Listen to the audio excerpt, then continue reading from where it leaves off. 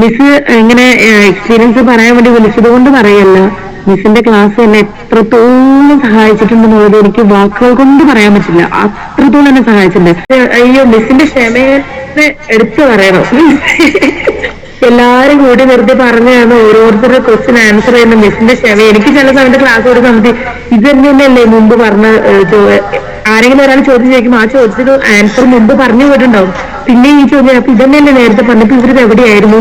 അപ്പൊ ഞാൻ ആലോചിച്ചത് എന്തൊരു ക്ഷമയത്, ഇങ്ങനെ ക്ഷമിക്കാൻ പറ്റുമോ എന്നൊക്കെ ഞാൻ ആലോചിച്ചിട്ടുണ്ട്. മിസ്സിന്റെ ക്ഷമേനെ ഫസ്റ്റ് ഞാൻ എന്റെ പൊന്നെ ആ സമയത്തുണ്ടല്ലോ എവിടെ കിടന്ന ഞാനാണെന്നറിയോ, എവിടെ കിടന്ന ഞാൻ ലാസ്റ്റ് 28, 29, 30ലേക്ക് എത്തിക്കഴിഞ്ഞപ്പോ ഞാൻ തന്നെ കണ്ടുപിടിച്ചു ഇത് ഞാൻ തന്നെയാണോ ഉത്തരം കണ്ടുപിടിച്ചേന്ന് പറയാൻ ചിന്തിച്ചിട്ടുണ്ട്. അത് മാമിന്റെ ക്ലാസ് കഴിഞ്ഞതിന് ശേഷമല്ല, പക്ഷെ ഒരുപാട് ടിപ്സ് ആൻഡ് ട്രിക്സ് കിട്ടിയത് മിസ്സിന്റെ ഓൺലൈൻ ക്ലാസ് ഒരുപാട് എന്നെ സംബന്ധിച്ച് ഒരുപാട് സഹായിച്ചിട്ടുണ്ട്. എന്തെങ്കിലുമൊക്കെ എനിക്ക് മനസ്സിലായിട്ടുണ്ട്. ഇന്നിപ്പോ എനിക്ക് 360 കിട്ടിയിട്ടുണ്ടെങ്കിൽ അതിനകത്ത് ഒരു 3/4 ഭാഗവും മിസ്സിന്റെ ടിപ്സ്, ഓരോ ക്വസ്റ്റിനെ എങ്ങനെ അപ്രോച്ച് ചെയ്യണം എന്നുള്ള ആ ഒരു രീതി ഉണ്ടല്ലോ. അയ്യോ, എനിക്കത് എല്ലാവരും പറയുന്ന പോലെയല്ല, എല്ലാവരും പൊക്കി പറയാൻ പറയുന്നതായിരിക്കും എനിക്കറിയില്ല. പക്ഷെ എന്നെ സംബന്ധിച്ച് പറയുകയാണെങ്കിൽ എനിക്ക് ഭയങ്കര ഇഷ്ടമാണ്, ഭയങ്കര ഇഷ്ടമാണ് ജയം അക്കാഡമി. റീഡിങ് എനിക്ക് ഭയങ്കര യൂസ്ഫുൾ ആയിരുന്നു. മാമിന്റെ ക്ലാസ് ആണെങ്കിലും എനിക്ക് എ പാർട്ടാണെങ്കിലും എനിക്ക് 11 മിനിറ്റ്സിനുള്ളിൽ ഞാൻ കവർ ചെയ്തിട്ട് ഞാൻ പിന്നെയും റിവൈസ് ചെയ്യുമായിരുന്നു എല്ലാം ഒന്നും കൂടെ ജസ്റ്റ്. അപ്പൊ ഇത് ഇത്രയും നാൾ ഞാൻ എഴുതിയതിനകത്ത് എനിക്ക് അങ്ങനെ ചെയ്യാൻ പറ്റിയിട്ടേ ഇല്ല. ഞാൻ മാമിന്റെ യൂട്യൂബ് വീഡിയോസ് ഞാൻ കുറെ ഇങ്ങനെ കാണും. അപ്പോഴൊക്കെ മാം ഇങ്ങനെ ഓരോ ഇതെടുത്തിട്ട് ഈ ഇന്ന ഈ പർപ്പസ് ആണെങ്കിൽ ഇങ്ങനെ നമ്മൾ നോക്കണം, ഇങ്ങനെ ചെയ്യണം എന്നൊക്കെ പറഞ്ഞ് അത് പിന്നെ ഞാൻ ഫോളോ ചെയ്ത് ഞാൻ പിന്നെ എന്റെ ഹസ്ബൻഡും പറഞ്ഞു ഒരു കാര്യം ചെയ്ത് ഞാൻ അക്കാഡമി ജോയിൻ ചെയ്തിട്ട് ഇങ്ങനെ ഉണ്ടെന്ന് നോക്കുന്നു പറഞ്ഞു.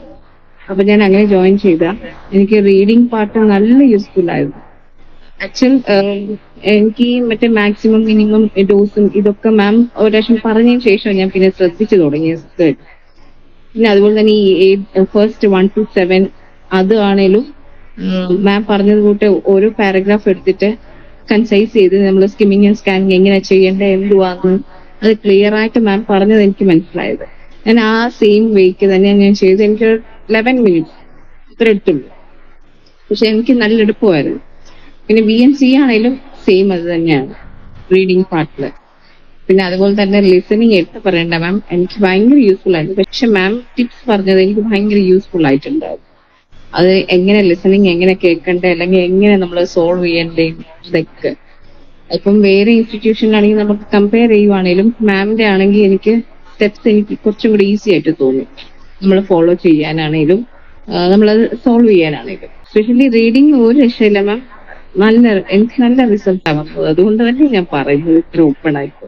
നേരത്തെ എനിക്കൊരു ഊഹമില്ലാതെ ഞാൻ എഴുതുന്ന കൂട്ടായിപ്പോയി. പക്ഷെ മാമിന്റെ അത് അവിടെ വന്നതിന് ശേഷം എനിക്ക് നല്ല കോൺഫിഡൻസ് ആയിരുന്നു. റൈറ്റിംഗ് ആണെങ്കിലും റീഡിംഗ് ആണെങ്കിലും എനിക്ക് പക്ക എനിക്ക് കിട്ടും എനിക്ക് ഉറപ്പുണ്ടായിരുന്നു. റീഡിങ്ങിന്റെ പാർട്ടില് ഞാൻ ആദ്യം ചെയ്തുകൊണ്ടിരുന്നപ്പോഴാണെങ്കിൽ എനിക്ക് 16-18 മിനിറ്റ് ഒക്കെ വേണമായിരുന്നു. പിന്നെയാണെങ്കിൽ എനിക്ക് ആൻസർ പെട്ടെന്ന് കിട്ടത്തില്ലായിരുന്നു. ഇപ്പം 1 to 7 ആൻസർ ചെയ്യുമ്പോഴും എനിക്ക് ഏത് ടെക്സ്റ്റാന്ന് പെട്ടെന്ന് ഐഡന്റിഫൈ ചെയ്യാൻ പറ്റത്തില്ലായിരുന്നു. പിന്നെ JMAക്കാദമിയിൽ ക്ലാസ് തുടങ്ങിയതിന് ശേഷം മാഡം പറഞ്ഞ മെത്തേഡ് അനുസരിച്ച് എനിക്ക് 11 മിനിറ്റിൽ ചില മെറ്റീരിയൽസ് 10 മിനിറ്റിലൊക്കെ ചെയ്ത് തീർക്കാൻ പറ്റുന്നുണ്ട്. 1 to 7 വരെയുള്ള ക്വസ്റ്റ്യൻസ് ഈസി ആയിട്ട് മാഡം പറഞ്ഞ മെത്തേഡ് അനുസരിച്ച് ബാക്ക്ലോഗ്സ് ഇരുന്ന് നോക്കാതെ തന്നെ 1 to 7 ചെയ്യാനൊക്കെ പറ്റുന്നുണ്ടായിരുന്നു. ഒരു 1 മന്ത് കഴിഞ്ഞപ്പോഴൊക്കെ ഞാൻ പ്രാക്ടീസ് ഇൻസ്റ്റിറ്റ്യൂട്ടിൽ നിന്ന് തന്നെ മെറ്റീരിയൽസ് അല്ലാതെ ഞാൻ എക്സ്ട്രാ പ്രാക്ടീസ് ചെയ്യുമ്പോഴൊക്കെ എനിക്ക് ഓൾമോസ്റ്റ് 30 above ഒക്കെ കിട്ടാറുണ്ടായിരുന്നു തന്നെ പ്രാക്ടീസ് ചെയ്യുമ്പോൾ. എനിക്ക് ഈ ക്വസ്റ്റിനൊക്കെ ഇങ്ങനെ അപ്രോച്ച് ചെയ്യണമെന്നല്ല മാഡത്തിന്റെ ക്ലാസ്സിൽ മനസ്സിലായത്. പാർട്ട് ബിയിലൊക്കെ ഇത്ര ടൈപ്പ് ക്വസ്റ്റ്യൻ ഉണ്ടെന്നും ഓരോ ഞാൻ നേരത്തെ എല്ലാ ക്വസ്റ്റ്യനും ഒരുപോലെയാണ് അറ്റൻഡ് ചെയ്തുകൊണ്ടിരുന്നത്. അപ്പൊ നമുക്ക് പാർട്ട് സിയിലായാലും എലിമിനേഷൻ മെത്തേഡ് മാത്രമേ അറിയത്തുള്ളായിരുന്നു. അപ്പൊ നമ്മള് ക്വസ്റ്റ്യൻ അനുസരിച്ച് വേണം ആൻസർ എഴുതാൻ. നമ്മള് മലയാളം മീഡിയത്തിൽ പഠിച്ചു വന്നതുകൊണ്ട് അത്ര വലിയ ഇംഗ്ലീഷ് ബാക്ക്ഗ്രൗണ്ട് ഒന്നും ഇല്ല. അപ്പോ മാഡത്തിന്റെ ക്ലാസ് എനിക്ക് ഒരുപാട് യൂസ്ഫുൾ ആയിരുന്നു. പാർട്ട് എയില് ഞാനാണെങ്കിൽ ചുമ്മാ ക്വസ്റ്റ്യൻ ഈ വേർഡ്സ് മാത്രം അണ്ടർലൈൻ വായിച്ചിട്ടാ പോകും. അപ്പൊ സെന്റൻസ് ആയിട്ട് വായിച്ചെങ്കിൽ ആ മീനിങ് നമുക്ക് മനസ്സിലാകത്തുള്ളൂ. അപ്പൊ നമുക്ക് പെട്ടെന്ന് ഒരു 10 മിനിറ്റ്സ് കൊണ്ടൊക്കെ ഫിനിഷ് ചെയ്യാൻ പറ്റും.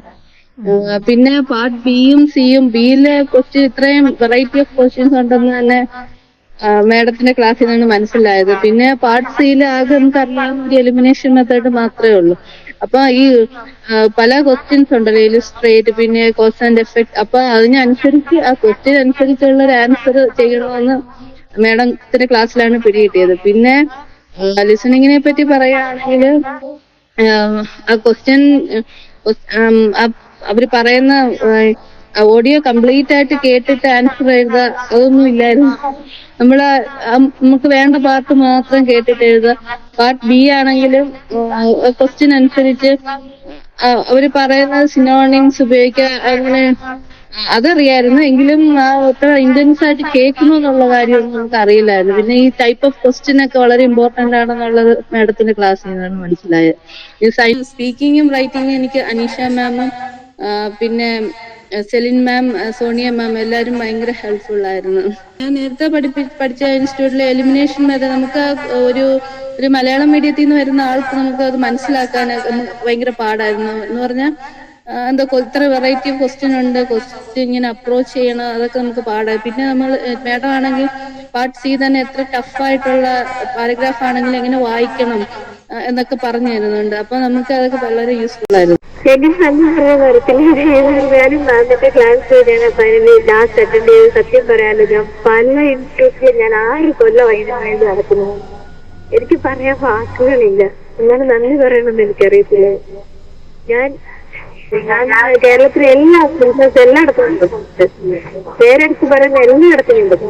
ഫൈനലി ഞാൻ മാമിന്റെ വീഡിയോ യൂട്യൂബിൽ കണ്ട് അങ്ങനെ ഞാൻ ഡിസംബർ 17 ആ ബാച്ചിൽ ഞാൻ സ്റ്റാർട്ട് ചെയ്തത് ക്ലാസ്. ഞാൻ മാർച്ച് 23 എക്സാം ആയിട്ട് യൂസ്ഫുൾ ആണ്. ബാക്കിയുള്ളവർക്കെല്ലാം നമുക്ക് ലൈവ് ക്ലാസ് ഉണ്ട്, എല്ലാം ഉണ്ട്. പക്ഷെ ഒത്തിരി സ്റ്റുഡന്റ് ഉണ്ട്, അറ്റൻഡൻസിന് കിട്ടത്തില്ല. അത് ഇപ്പോൾ പിന്നെ ഇതിൽ നമുക്ക് ആവശ്യമായത് മാത്രം മാം പറഞ്ഞു തരുന്നത്. പിന്നെ സത്യം പറഞ്ഞാൽ എനിക്ക് ടൈപ്സ് ഓഫ് ക്വസ്റ്റ്യൻസും അത് എങ്ങനെ ഒരു ക്വസ്റ്റ്യൻ അപ്രോച്ച് ചെയ്യണമെന്നൊന്നും എനിക്കറിയില്ല. എന്റെ ക്ലാസ് അറ്റൻഡ് ചെയ്ത് കഴിഞ്ഞിട്ട് ആ വേയും അതിനെ ഓരോ സബ്സ്റ്റിലേറ്റ് വേർഡ്സ് കൊണ്ട് നമ്മൾ എങ്ങനെയാണ് എലിമിനേറ്റ് ചെയ്യണം, അതായത് ഫുൾ എലിമിനേഷൻ മെത്തേഡ് അല്ല ഫോളോ ചെയ്തത്. ലിസണിങ് ആണെങ്കിലും എങ്ങനെ കേട്ടിട്ട് നമ്മൾ അത് അർത്ഥം നമുക്കത് മീനിങ് മനസ്സിലാക്കി എങ്ങനെ അത് ചെയ്യാമെന്നുള്ളത് ഞാൻ മാമിന്റെ ക്ലാസ് അറ്റൻഡ് ചെയ്ത് ഞാൻ റെക്കമെൻഡ് ചെയ്യുന്നു. ഈ ഫ്രണ്ട്സ് ഉണ്ടെങ്കിൽ ആരുടെയും